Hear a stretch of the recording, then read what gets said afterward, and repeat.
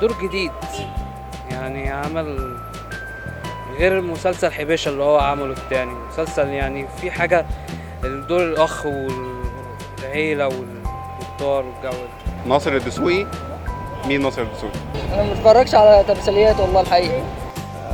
هو كويس لحد ما ان هو بيمثل الواقع، وبعدين يعتبر هو الجزء الثاني لمسلسل كان فطيم، بس هو اختلف بس ان هو اخو مات. لا دور جامد جدا طبعا. المسلسل هو بجهز الشخصيه، بس ان الناس نفسها اصلا بيبقى ليها فكر معين.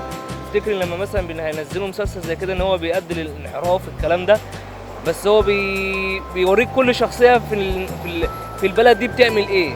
هو عايز يوصل، بس الناس هي ليها تفكير ان هو بيوصل ان هو للاجرام، بيوصل الاطفال لايه، لكن هو بيجسد شخصيات لناس البلد بتعمل المواضيع دي. هو مسلسل حلو وانشاء جميل.